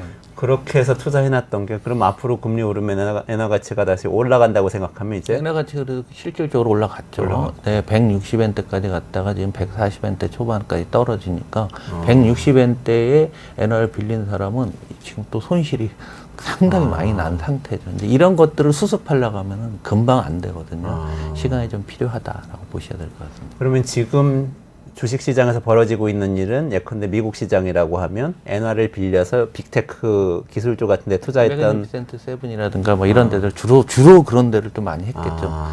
그래서 그걸 팔아서 지금 엔화 가치랑 그림이랑 매그니피처기 미국 나스닥 주가랑 똑같이 움직여요. 모양새가. 그래요? 네, 보니까 그동안 우리 겁이 없었던 거죠. 네. 그 피해는 엄하게 우리 한국 투자가들이 당하고 있는 게 아닌가 뭐 이런 생각도 듭니다. 그러네요. 그러면 지금 말씀하신 거는 제가 정확하게 이해했다면 코로나 이전에 우리 전체 세계 경제의 어떤 상황이 정상 상태라는 게 있었는데 코로나 때문에 헝클어져서 약간 이상 상태로 갔다가 엄청난 이상 상태. 엄청 이상 상태 지금 네. 다시 돌아가고 있는 과정이다 이렇게 네, 보고 계신 예, 거네요. 돌아가는 과정인데 천천히 갈 줄 알았는데 이게 단방에 나타나는 거예요. 그건 아마 정보 효과도 있을 겁니다. 이게 과거와 틀린 게 정보가 반영되는 시간이 과거에는 일주일 걸리고 뭐 열흘 걸리던 게 요즘은 하루 이틀 내에 그냥 한 번에 반영되는 그리고 아주 굉장히 큰 변동성 속에 들어가서 있는 그런 상황이죠. 그럼 이전의 정상 상태는 어떤 거였습니까? 굉장히 어려웠죠. 요즘 오늘 신문에 그 R의 공포, R자로 R, D의 공포, 디플레이션, R, 리세션, 리세션, 디프레션 뭐 이런 용어들이 잘 생각해보면 2017년, 18년, 19년에 굉장히 유행했었는데 앞으로 또 유행할 가능성이 상당히 큽니다. 그래서 그 당시도 어려운 상태에서 코로나 때문에 모두가 다 같이 인정을 한 거잖아요. 금리도 내려야 되고 돈도 풀어야 되고 국가 재정도 풀어야 되고 모든 나라가 다 했단 말이에요. 한국이 제일 조그맣습니다. 그나마. 그래서 후유증이 작아야 되는 거예요. 많이 한 나라일수록 굉장히 좀 어려운 상태고. 그러니까 우리가 알고 있던 많은 기대감이라든가 이런 것들이 상당히 달라진 상황이 나타나지 않겠는가 뭐 이런 생각이 듭니다. 이전에 수축 사회에서는 이 전체 세계 경제가 수축 국면으로 가고 있다고 말씀하시면서 세 가지 요인이 있다 이렇게 말씀을 하셨었잖아요. 그거는 여전히 유효한 겁니까? 그럼요. 그건 역사적인 변화니까요. 우리가 지금 우리 인류 지구 전체가 한번 생각을 해보면 기후위기에 이렇게 돈을 많이 써본 적이 없어요. 기후위기에. 그러니까 우리가 전기차 갖고서 우리가 굉장히 열광하고 태양광 갖고 열광하고 풍력에 열광하고 뭐 별의별 기후위기에 대해서 사실은 석탄으로 하는 게 제일 싸잖아요. 그렇죠. 이 소장님이 또 그런 전문가이시긴 한데 싸지만 이래서는 안 되잖아요. 그러니까 인류 역사상 가장 많은 돈을 썼고 고령화는 뭐 이미 20년, 30년 전부터 진행해 온 거고 이제 많이 진행이 된 거죠. 이것도 인류 역사상 처음 있는 일이잖아요.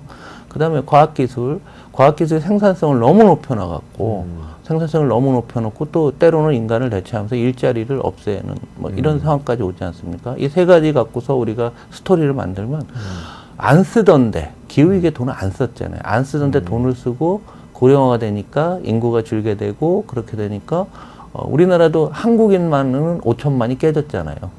지금 5,170만 정도 되는 것 같은데 거기서 200만이 외국인이거든요. 귀화하셨다든가 뭐 이런 분들이 아마 우리 한국인이 5천만이 깨졌어요. 이거 처음 있는 일이죠. 그리고 과학기술이 지금 AI가 하는 모든 것들을 놓고 보시면 야 이게 진짜로 되냐? 그러면 안 써도 되는데 돈을 쓰고 사람이 줄으니까 돈 쓸 사람은 주는데 모든 것은 공급 과잉되잖아요. 그렇죠. 과학기술이 생산성을 증대시키니까. 근데 이 세 가지 사건 중에서 하나의 사건도 뭐 100년, 500년에 한 번 나올 만한 사건이잖아요. 기후가 변한다든지 인구가 준다든지 뭐 그럼요. 기술이 AI처럼 이렇게 확 사람을 대체하는 거 이거는 역사상 처음 있는 거예요. 몇천 년 만에. 한꺼번에 생긴 한꺼번에 나온 거죠. 네. 그래서 뭐 앞으로 어떻게 살아갈지 저는 개인적으로 올해가 이제 20년이 됐는데 20년 동안 이 주제로만 계속 그 책 쓰고 강의하고 그런 시각으로 이렇게 세상을 좀 바라보고 있습니다. 아, 그렇군요. 그 수축 사회하고 관련해서 그 제가 최근에 들었던 생각은 이런 건데요. 맞는지 모르겠어요. 그 오시면 꼭 여쭤보고 싶었는데 우리가 이전에 코로나 직전을 생각해 보면 이제 팍스 아메리카나가 끝났다. 미국 패권이 이제 약해지고 있다. 뭐 중국이 부상한다. 이런 얘기들 많이 했잖아요. 근데 코로나가 터지고 미국이 재정 투입 왕창하고 그리고 또 이게 우연인지 필연인지 우크라이나에서 러시아하고 전쟁이 터지면서 미국이 나토하고 딱 다시 이렇게 뭔가 유럽하고 멀어졌던 것 같은데 딱 붙으면서 갑자기 팍스 아메리카가 다시 오고 강달러가 오고 이런 뭐 그런 분위기가 됐었단 말이에요. 이거 코로나가 자체가 바뀔 수 있는 코로나가 거예요? 의미하는 것은 위기 상황이잖아요. 네네.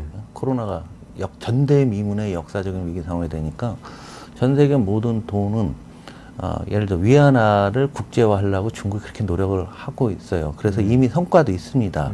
근데 러시아와 중국이 교역할 때는 위안화로 해요. 이제 비율이 네네. 상당히 높아졌고 이란하고 중국도 그렇게 합니다. 그러나 그 나머지가 훨씬 크거든요. 경제 규모는. 위기가 오니까 미국으로 돈이 몰려갈 수밖에 없는 그런 상황이고요. 그리고 미국이 바이든 행정부가 생각을 잘해서 트럼프는 우리가 정확히 알아야 되는 게 미국 대선도 연말에 있잖아요. 네네네네. 트럼프는 이거예요. 미국은 혼자도 잘 살 수 있거든. 네. 그런데 우리가 딴 나라까지 개입해서 미국 사람 돈 가지고 가서 경찰 노릇하느냐고 돈 너무 많이 썼다. 그래서 우리가 힘든 거 아니냐. 고립주의라는 네. 거죠. 그런데 바이든은 그렇게 생각하지 않습니다. 미국은 이제 상호 의존적이다. 유럽이 어려워지면 미국도 어려워지고 상호 의존적이죠. 미국 혼자 힘으로 이제 안 되니까 원인은 똑같아요. 미국이 어려우니까 트럼프는 나 몰라 손 뗄 거고 여기는 바이든은 동맹을 원한 거죠. 그래서 예를 들면 유럽이라든가 우리나라와도 동맹을 상당히 강화하는 거, 일본이라든가 대만 이런 데 강화를 한 거죠. 그래서 그러니까 미국이 손을 떼는 상황, 트럼프 상황에서는 중국의 힘이 그래도 나갈 수가 있는 거근데 중국을 견제를 강하게 하면서 동맹을 강하게 한 거죠. 그래서 해리스의 정책도 바이든의 정책을 따라갈 겁니다. 동맹을 강화해서 혼자 미국 공으로 안 된다라는 생각들을 많이 갖는 거죠. 그래서 미국이 상대적으로 미국의 동맹을 유지하고 또 세계의 많은 돈은 위기니까 미국으로 몰려 들어가고 해서 또 그리고 어찌됐건 새로운 기술 혁신은 다 미국에서 이루어지고 하니까 미국으로 완전히 열광하고 있었던 거죠. 그래서 엔비디아가 의미하는 거는 미래 세계의 모든 것을 엔비디아로 대표되는 미국의 기술로 될 거다. 그렇다면 네. 돈은 당연히 미국으로 가야 되지 않겠느냐. 그래서 우리나라도 서학개미가 생겨서 네, 네. 엔비디아 주식을 사고 메타를 사고 마이크로소프트를 샀지 않습니까? 많이 샀잖아요. 그러면 우리나라만 그랬습니까? 일본 투자가도 그렇고 유럽 투자가도 그렇고 그래서 돈이 들어가게 되니까 그렇고 또 반대편에 있는 중국은 또 어떤 문제가 있냐면 중진국 함정에 빠진 거죠. 네. 그리고 체제의 어떤 모순이 있어요. 중국이 내세우는 게 이거거든요. 사회주의적 시장 경제. 네. 사회주의랑 시장 경제가 맞나? 쉽게 얘기하면 사회주의랑 자본주의랑 결합이 되나? 이 문제는 국민소득이 이제 중국이 13,000불 가까이 되는데 지금까지는 될지 모르는데 그 이후부터는 잘 안 된다는 거죠. 그러면서 중국 내부가 지금 우리 오늘 아침 신문에 난 D의 공포, R의 공포가 슬슬 나타나는 거죠. 공급과. 중국에서도요? 네, 그럼요. 중국의 공급광이 너무 부동산 공급광이 우리가 다 알고 있잖아요. 그렇죠. 네. 근데 중국 경제에서 부동산이 차지하는 비중이 엄청나게 높잖아요. 그뿐만 아니라 모든 것들이 공급광이 되는 거죠. 역으로 따지면 알퇴시, 알리테무, 시인이 한국이나 전 세계로 저가의 물건을 할 수 있는 것은 공급광이니까 또 가능할 수가 있는 거죠. 요런 것들을 감안하게 되면은 미중 간에 첨예하게 대립을 하다가 코로나를 계기로 미국이 좀 올라왔고 중국은 상대적으로 중국 함정에 빠지면서 이렇게 떨어지면서 우리가 좀 널리 어떤 이 격차가 좀 벌어진 거로 좀 느껴지만 그럼에도 불구하고 또 시간이 지나게 되면 미국이 또 어려워진다는 얘기잖아요. 네, 네. 경기가 침체되게 되고 또 미국이 그동안에 지난 4년간 돈을 너무 많이 썼어요. 그러니까 미국에서 국채를 발행해서 35조 달러를 발행하게 되면은 이자를 계산을 해보면은요, 지금 이대로 금리를 유지하게 되면 1.6조 달러나 1년에 1년에 국채 이자로만요. 네, 1.6조 달러가 나오고 금리를 인하해야 되는데 1.6조 달러가 나오면 어떤 결과가 나오냐면 미국의 국방비가 9천억 달러가 안 되거든요. 그다음에 미국의 그 메디케어라고서 그 어려우신 네, 분들 의료보험 있잖아요. 어려우신 분들 그 비용도 9천억 달러가 안 돼요. 두 개 합친 거랑 이자 비용이 같아지게 되는 거죠. 그래서 미국 국채에 대한 그 지금 금리를 내리는 거는 현실적으로 미국도 내리지 않을 수가 없는 거는 미국도 그런 한계에 있어요. 또 판이 또 바뀌어 갈 수가 있는데 아직 중국이 강건하다는 것을 못 보여주고 있는 상태고 그렇다고 해서 미국이 어려운 것도 아니고 이 과도기는 좀 상당 기간 길어지지 않겠는가 생각합니다. 그러네요. 네. 아까 말씀하셨을 때 그 미국이 재정 투입 가장 많이 했다고 말씀하셨잖아요. 네. 코로나 때. 그러면은 근데 지금 요즘 대선 보니까 트럼프 쪽에서 이제 바이든이 이렇게 재정으로 국민들 중독시켰다 그러면서 엄청 비판을 또 하더라고요. 그러면서 그 양반이야 뭐. 미국 재정 적자 문제가 막 네네. 떠오르고 있는데 요거는 심각한 문제가 될까요? 어떻게 보세요? 미국은 기축통화니까 어찌 네. 됐건 미국이 채권 발행하면 절반 이상은 딴 나라가 사줘요. 일본은 틀려요. 네. 일본은 국채를 발행하면 95% 일본 네. 국민이 사고 있거든요. 네네. 근데 우리나라도 그렇죠? 우리나라도 우리나라 국민들이 많이 아니요 사죠. 외국인도 꽤 많이 샀습니다. 아, 그래요? 네, 네. 아. 우리나라도 한 30% 정도가 외국인. 많이 우리나라가 늘었네요. 그 이유는 우리나라 재정이 너무 건전해서 외국 사람들이 사는 거예요. 우리가 재정을 덜 썼다는 뜻이네요. 어떻게 보면. GDP 대비 50%인 나라가 어디 있습니까? 뭐 일부 보수 언론들 꼭 비교할 때 이런 나라 뭐 스위스니 뭐 이렇게 네. 굉장히 조그만 나라들을 비교하는데 그런 나라를 비해 제대로 된 나라 중에서 제조업 강국 중에서 국가 재정이 이 정도로 견실한 나라는 전 세계 한국이 유일합니다. 이번 정부에서는 계속 그 불건전 재정이 돼 있어서 건전 재정으로 고쳐야 된다고 계속 영국 그러는. 한번 가보시면요 코로나 때요 2020년 21년 2년간에 걸쳐서 GDP의 30%를 썼어요. GDP의 30%. 네. 그러면 우리나라는 그러면은 GDP의 30%가 이제 계산해 보면 얼마가 나오냐면요 한 7,800조예요. 우리나라 정부 예산이 아직 그렇게 안 되잖아요. 아니 1년 정부에서 600조인데 네. GDP의 30%라는 금액이 그 정도 썼다는 얘기예요. 그런데 우리는 코로나 때 한 150조에서 200조 썼거든요. 그러니까 영국에 비하면 쓴 것도 아니에요. 네. 그래서 영국은 지금 물가가 지금 장난이 아니죠. 네네네. 그래서 지금 영국은 그 GDP 이 재정 문제로 가장 심각한 나라가 사실은 영국이죠. 그래서 영국뿐만 아니라 영국, 프랑스, 이태리, 일본 이런 나라들이 힘들고요. 미국은 어려운 것만큼은 사실이고 금액이 많이 는 것도 사실이긴 하지만 그래도 기축 통화를 갖고 있는 나라기 때문에 미국은 어느 정도 버틸 수 있습니다. 국가 채무가 늘어나도 버틸 수 있다. 버틸 수 있으나 중요한 건 지금부터 안정될 때까지 시간이 필요하고요. 지금 시청자 여러분들이 한번 감안해야 될 게 GDP 대비 정부 부채는 분모가 GDP예요. 그런데 그냥 실질 GDP가 아니라 명목 GDP라고요. 물가를 반영한 GDP입니다. 그럼 영국이 GDP 대비 정부 부채가 100%에서 130이 됐어요. 그래서 지금 얼마인지 아세요? 지금 100% 밑으로 왔어요. 왜 그렇죠? 분모가 커진 거예요. 그러니까 물가가 너무 많이 올라가고 물가가 올라서 명목 수치가 막 늘어난 거예요? 3년간 1년에 10%씩 물가가 3년 올랐는 나라인데요. 영국 가면 지금 뭐 하여간 이 햄버거 하나 사 먹기도 힘들다 할 정도로 뭐. 우리나라는 어쨌든 코로나 시기를 굉장히 양호하게 넘긴 편이네요. 그럼요. 결국은. 더군다나 코로나를 때 우리나라 딴 나라들은 이제 코로나 때문에 공급망이 다 어긋났는데 또 한국 사람들이 또 한다면 하지 않습니까? 네. 마스크 쓰고 뭐 하고 공급망을 그대로 갖고 있다가 코로나 때 수출로 우리가 살아날 수 있었죠. 미국 얘기하다가 또 궁금해졌는데요. 우리 지난주에 우리 방송하면서 트럼프가 되냐 해리스가 되냐고 패널들하고 내기 한번 했었거든요. 트럼프가 된다는 분들이 또 그때는 많았어요. 네. 그러면 우리나라에는 뭐가 좋냐? 뭐 이런 질문도 있었는데 어떻게 보세요? 누가 되느냐? 네, 누가 되느냐? 또 누가 되는 게 우리한테 더 좋으냐? 그거야 뭐 당연히 해리스겠죠. 왜냐하면 우리가 경제적으로는 이미 트럼프가 내세우고 있는 정책들은 다 나와 있고 정도의 차이는 있지만 해리스도 그걸 따라갈 가능성이 큽니다. 그런데 지정학적인 측면에서 트럼프가 굉장히 위험한 말을 너무 많이 했기 때문에 예를 뭐 대만 문제 특히 그렇고 또 북한과의 관계에 있어서도 한국한테 그렇게 그 우호적인 상황은 아닐 것 같아요. 그래서 경제적으로 그냥 언론이 그냥 재미로 그냥 누가 좋니 나쁘니 하는데 그건 재미예요. 공약의 80%는 똑같습니다. 그래요. 우리나라도 그래요. 우리나라도 우리나라도 그렇죠. 80%는 똑같고 나머지 20%뭐 이거 갖고서 그냥 싸우고 그런데 그런 거 너무 신경 쓸 필요는 없다고 봐요. 그럼 미국이 그러면 뭐 고립주의로 가서 관세를 많이 올린다는데 관세 올려갖고 되지가 않아요.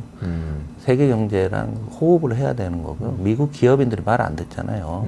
트럼프가 그렇게 얘기를 하는데도 일론 머스크니 아니면은 젠슨 왕인 이런 사람들이 다 옛날 과거에 중국에 가서 중국 중요하다 하고 트럼프한테 우리말로 그냥 뻗팅기는 거예요. 그게 미국이거든요. 네. 자기 마음대로 그렇게 되지는 않아요. 대신 선거 전에는 별소리 다 하죠. 거기에 일희일비할 필요는 없다라고 봐요. 오히려 대외 관계를 보면 그래도 위험해지는 것보다는 지금 바이든 정부에서 하던 것처럼 좀 안정적으로 가져가는 게 우리한테 더 나을 것 그리고 같다. 이제 그 뇌구조에 좀 문제가 있는데요. 경제 철학에서 트럼프는 신자유주의 성향이 좀 상당히 강한 네. 편이에요. 그런데 해리스는 그래도 신자유주의는 아니다. 그러니까 시장에 모든 걸 맡기지는 않고 시장에서 많은 개입들을 한다라는 그런 측면에서 놓고 봐도 한국에는 좀 더 유리할 수 있다. 신자유주의 막 한다고 하는데 이 선택적인 신자유주의를 하지 않습니까?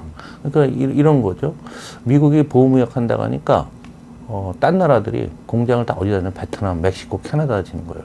네. 그죠? 네. 그래서 특히 일본, 중국도 그렇게 많이 하고 있고요. 제가 이제 중국에 가서 중국에 있는 그 이제 쉽게 높은 관료들이라든가 기업인들 만나보면 한국에 공장을 이렇게 짓고 싶어 하더라고요. 2, 3년 전에. 이제 의원에게 한다고 해서 중국 많이 가고. 그래서 내가 그래서 꿈깨 그랬죠. 어차피 당신네가 한국에 져도 그거 원산지 표시 다 해보게 되면은 미국이 가만 안 둔다. 결국 그렇게 됐지 않습니까? 이제 막는다는 거 아니에요. 지금 멕시코에서 들어오는 것도 뭐 중국 자본이 얼마 들어갔고 또 제품이 몇 퍼센트가 있고 하면 안 된다. 베트남도 우회하는 것도 마찬가지고. 하여간 우리가 알고 있는 상식, 그 세계는 이런 거야라는 것들이 이제 지금 깨져가고 있잖아요. 코로나 때부터 시작이 돼갖고 지금부터 한 1년 정도 또 한 번의 상식이 파괴되는 그런 시기가 될 것 같습니다. 어려운 상황이 될 것 같은데 지금 이제 걱정되는 거는 역시나 우리 경제잖아요. 네. 저 발표하시는 거 몇 번 뵀거든요. 네. 그래서 민주당에서 브리핑 하시는 네. 것도 봤고 네. 너무 간결하게 너무 잘하시던데 근데 그때 듣다가 저한테 정말 충격적이었던 게 저도 생각 못하고 있었는데 멕시코한테 이미 우리나라가 초월을 당하고 있고 네. 몇 년 지나면 인도네시아한테도 초월당할 수도 있고 지금 우리나라 수출 뭐 제대로 되는 게 사실은 거의 없는 것 같고 너무 충격적이었어요. 진짜 그렇게 되는 겁니까? 그럴 가능성이 매우 높죠. 네. 일단은 인도네시아나 멕시코는 저임의 노동력이 있고 멕시코는 지정학적으로 미국 가깝다는 것 때문에 있고 그리고 이제 인도네시아도 많은 또 미국에 대한 우회 인구를 보고 투자들이 많아지고 있는데요. 그 나라들이 저는 잘해서 그런 게 아니라 우리가 못해서 그렇다고 생각이 듭니다. 21세기 들어서 25년 동안 우리나라는 잠재 성장률이라는 게 있어요. 우리가 그냥 네네. 평상시 실력으로 성장하는 게 단 한 번도 우상향한 적이 없고 드디어 미국보다도 낮아졌어요. 잠재 성장률이. 작년도 잠재 성장률이 1.7 OECD, IMF 2.2 보는데 작년도 1.4가 됐잖아요. 우리 실력 발휘도 못하고 있는 거예요. 굉장히 다른 세상에서 한국의 성장률이 떨어지고 있는데 지금부터 정말 걱정되는 게 이제 제가 만든 용어가 이중경제라는 거예요. 이중경제. 이중경제. 네, 예. 그래서 내수는 이게 뭐 너무도 내수 얘기가 너무 길지만 그냥 폭망하고 있는 게 보이잖아요. 네. 그러니까 지표로도 나와요. 내수 성장 다 안 됩니다. 그럼 수출 하나 먹었는데 수출 반도체 자동차 2개예요. 딴 데도 다 안 됩니다. 미국의 무역 규제에도 걸리고 있고 그 사이에 중국과 다른 나라들, 베트남 이런 나라들이 커오면서 수출이 안 되는 거죠. 그런데 드디어 자동차가 7월부터 줄었잖아요. 그러면 자동차는 이제 신차 효과들이 있었고, 뭐 전기차는 별로 못 팔고 신차 효과들이 있었는데 새롭게 어떻게 될지는 모르겠으나 7월에 또 대규모 집단 휴가를 갔었어요. 그래서 그럴지 몰라도 자동차 금액이 꽤 큰데 그렇고요. 우리나라 수출이 뭐 50억 달러 되는데 130억 달러를 반도체 하나가 담당하고 있는데 그럼 반도체 지금 우리 금융시장이 오늘 보여주는 거는 반도체에 대한 기대감도 많이 꺾을 거다. 그래서 지난 주말에 가장 많이 하락한 종목이 반도체 종목 아닙니까? 전 세계적으로 똑같이요. 그러니까 우리가 AI에 광분하고 뭐 했고 우리도 HBM 때문에 뭐 많은 투자가들이 관심 있게 보고 뭐 했지만 우리가 이게 커지는 건 좋은데 기대감은 너무 많이 이 괴리를 좁혀야 되는 거잖아요. 이 시간이 좀 걸린다는 거죠. 그러면은 반도체 수요가 안 늘게 되면은 수출 하나 남은 게 반도체가 되는데. 제가 올 초에 1분기 성장률 좋았다고 원래 2% 정도로 봤어요. 2.1, 뭐 2 하다가 뭐 한국은행까지 2.5, 뭐 2.6 하걸래 제가 속으로 아이고. 올해 연간 성장률 다 높였죠. 그 내년도 2.5, 뭐 그래서 이거 무슨 흔히 진짜 이런 얘기 써도 통밥을 하는 거잖아. 그 1분기 좀 좋았다고 경제를 그렇게 보면 안 되는데 아이는 달라요. 제가 브리핑 민주당에서 경제 브리핑 할 때 그 얘기를 했었거든요. 너무 GDP 성장률을 그렇게 그냥 막 뒤집듯이 아마 내가 보기엔 정부에서 압력을 넣지 않았을까라는 추정은 돼요.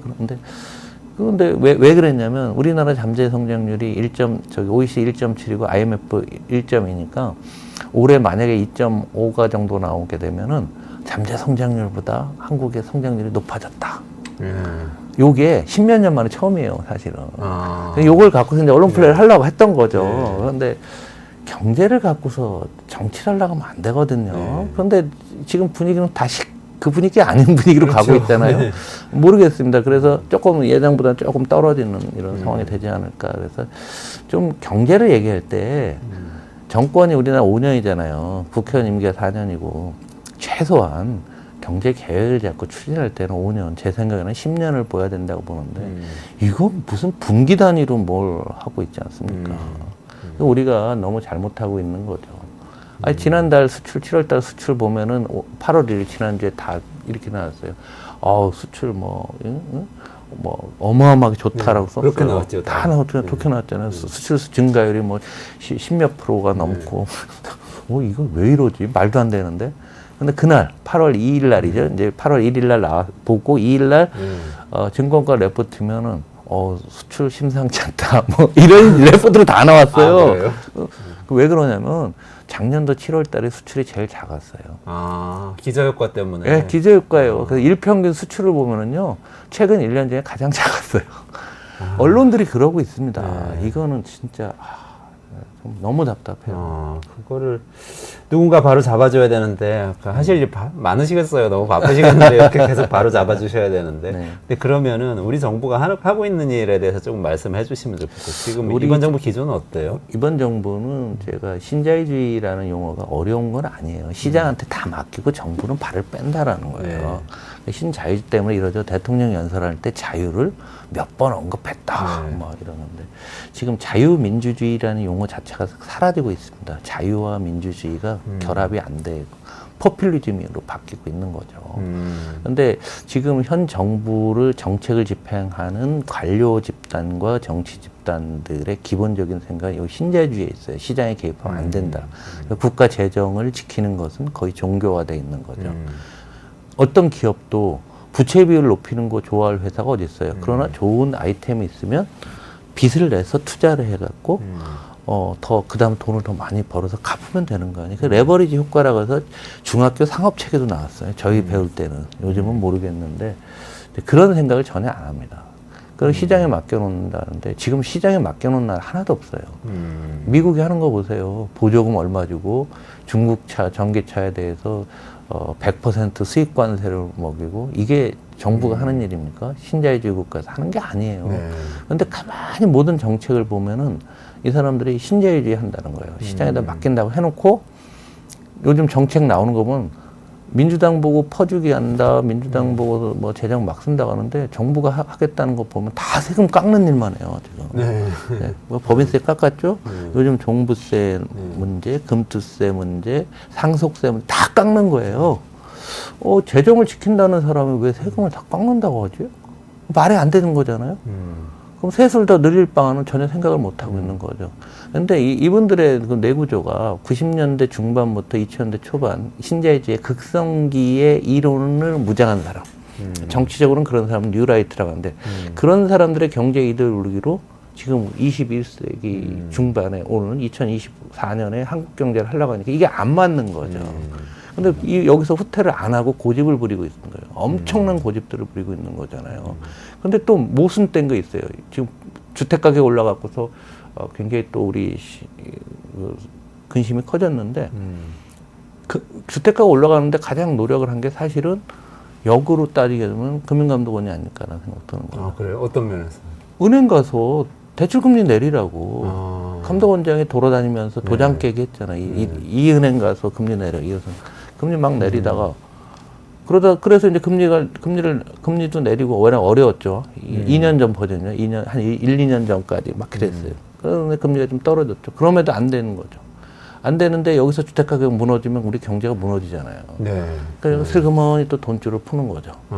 그래서 너무 웃기지 않습니까? 이 상황에 있는데 6, 7월 달에 가계대출이 어마어마하게 늘었다. 맞아요. 거잖아요. 이렇게 금융위기라고 그러는데. 이게 말도 안 되는 정책. 이거는 신자유주의하면 시장 개입하지 마야 되잖아요. 시장 개입 다 해놨잖아요, 또. 네. 근데 선택적으로 하다 보니까 미래의 불확실성이 훨씬 커지는 거예요. 어떻게 될지를 모르는 거잖아요. 이 사람들이랑 원칙대로 손을 대지 마야 되는 거죠. 근데 또 들어갈 땐 또 들어가고. 그러면은 시장에 있는 사람, 난 모르겠다. 그래서 금값이 오른 겁니다. 에라 모르겠다. 금이나 사자. 안전한 금이나 사놓고 있자, 기다리자 이렇게 돼버린다. 이게 전 세계적인 트렌드고 생산적인데 네. 투자하는 것이 아니고. 네. 아니 의원님 그러면은 지금 이대로 우리 정부가 하는 대로 놔두면 앞으로 계속 우리 수축 경제로 그냥 가는 겁니까? 수축 사회, 수축 경제. 정해진 그렇겠죠. 코스인 제가 건가요? 이제 그 표현했는데 가랑비에 옷 젖듯이 네. 폭우가 내리면 오히려 나요. 옷 갈아입으면 되는 거예요. 계속 하고서 작은 뭐라고 해야 되나 작은 미세 조정들만 계속 해나가고 있는 거죠.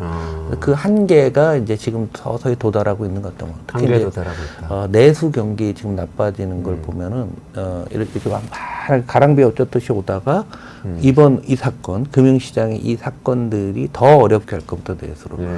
아니 지금 주식 투자가 1,400만 명에서 돈 번 사람 한 명도 안 계실 거요. 그렇죠. 그럼 소비를 늘리겠습니까? 추석 때 선물 많이 할까요? 안 하겠어요.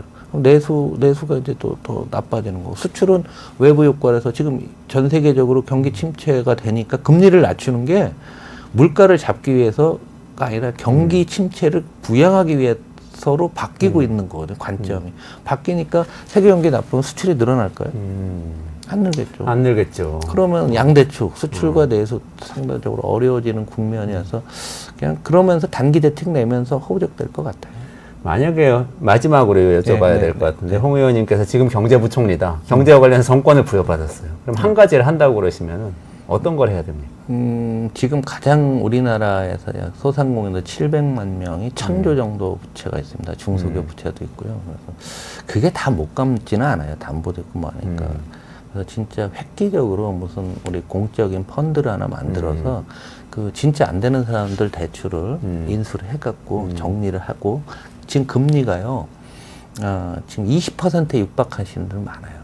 그래서 이분들이 왜냐하면 사금융 한다든가 제2금융권에 있는 상호금융들 같은 데 가면 15% 아주 우습게 내고 있어요. 그러면 이거를 받아주고 이 펀드에서 채권을 받아줘서 금리를 아주 낮게 은행권 금리보다 더 낮게 2~3% 낮게 해줘서 이분들이 살아나고 부채 정리할 수 있는 시간을 좀 줘야 되는 건데 이게 굉장히 큰 어떻게 또 이렇게 포퓰리즘이라고 할 거예요. 네.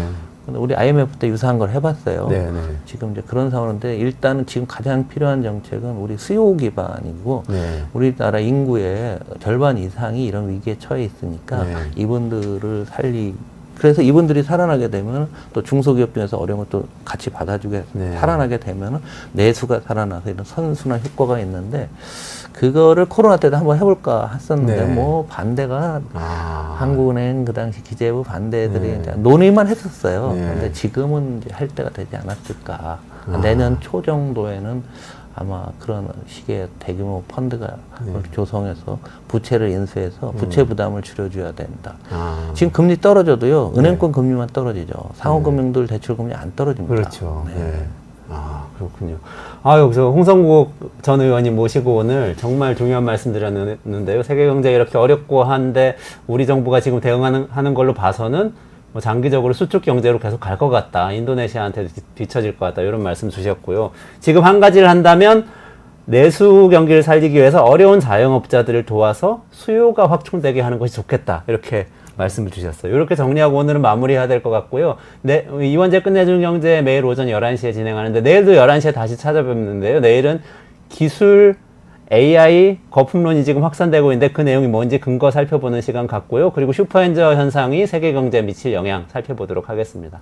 오늘 저 홍성국 의원님 나와주셔서 감사합니다. 같이 인사하시고 마무리하시죠. 네, 고맙습니다.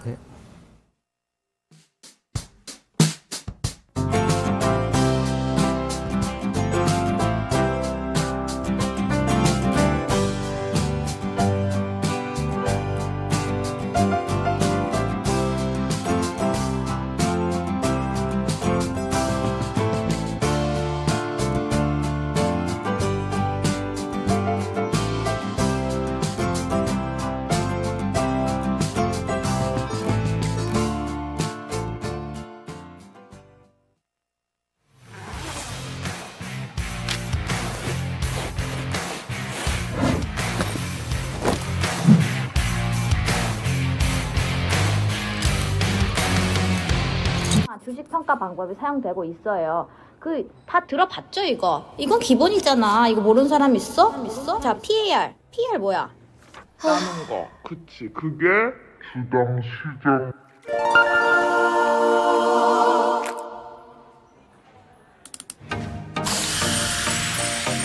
걱정 마세요.